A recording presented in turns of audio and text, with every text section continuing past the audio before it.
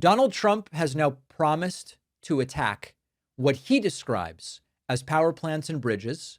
And there's a Republican congressman that went even further about what should be done in Iran, explicitly endorsing attacks on civilian infrastructure. These are statements from the President of the United States and a sitting member of Congress.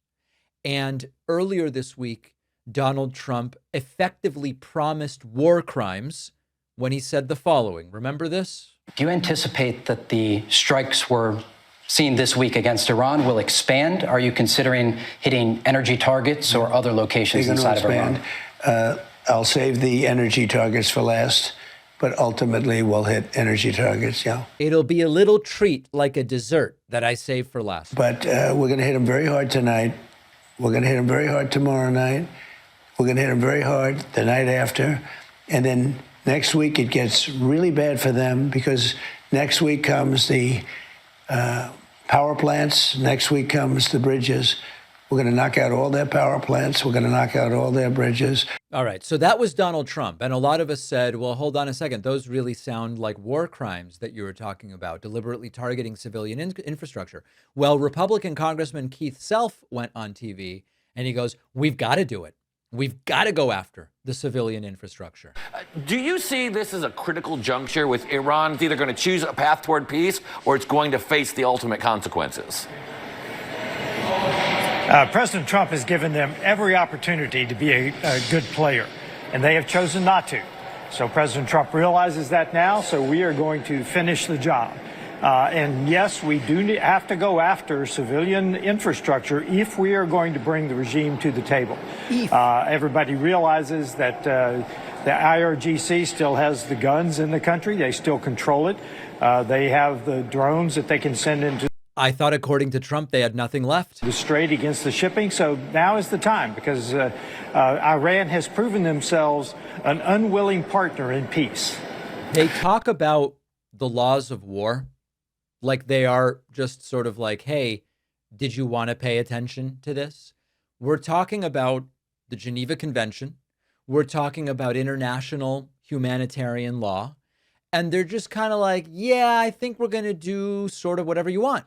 And one of the most important principles is a distinction where military forces must distinguish between military objectives and civilian objects. Civilian objects include people's homes, schools, hospitals, water systems, electric grids, bridges and power plants.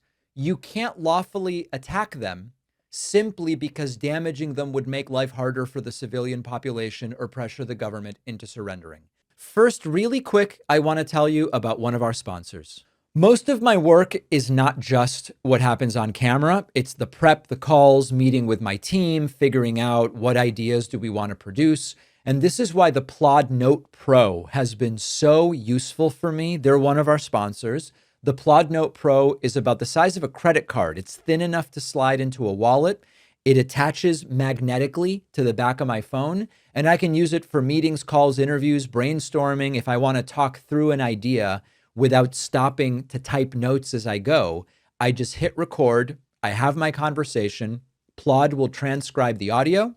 It'll separate the speakers, give me a summary of the points that were most important, and even turn that into action items of what do I have to do. I can also search everything later with the Ask Plod feature. And Plod is also built around enterprise level privacy and security standards. Check it out. Go to plod.ai/Pakman and use the code Pakman for 10% off all products. The link is in the description. Now back to the video. Now, it is of course true that in certain situations, if there is an overlapping military objective, or you've got these particular situations, but this is a very important legal nuance. If you have infrastructure that serves both civilian and military purposes, international law recognizes that as dual use. If it's a bridge that civilians drive across, but it is the bridge that a military is using to move equipment, then it can become a legitimate target. If you have a power plant that is providing electricity to homes, but it's also supplying a weapons factory or a command center, you might be able to make the case under international law that it is a valid target. But that is, and even then, commanders have to consider proportionality and they have to take reasonable precautions to minimize civilian harm. So this is why military lawyers spend a lot of time reviewing proposed targets before any of these strikes are authorized.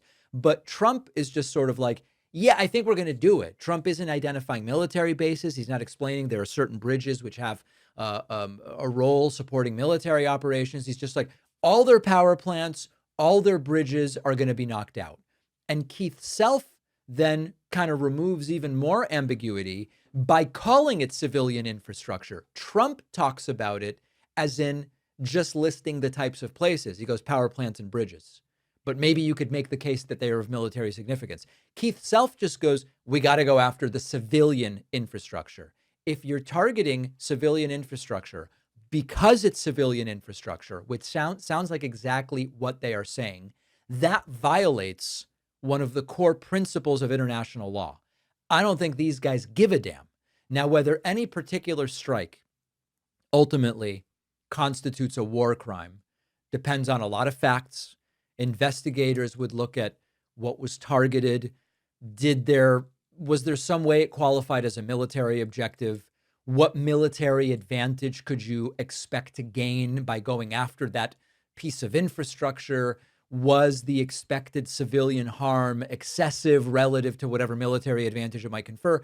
You can only do that by examining evidence after the fact and making a legal determination. But the political leaders have a responsibility for how they describe military objectives. And in the past, American presidents and military officials usually have been careful to explain, we are going after military objectives, not civilian objects. Even when there are civilian casualties, you can look at, was there a legal and moral justification in the sense that the intended target was military? It doesn't make the deaths any less tragic, but there's at least this way that you can justify it legally. Trump is talking about it in a different way. He's not going, there's military necessity here. He's just going, we're going to really screw everybody, including civilians, by knocking out power plants and bridges.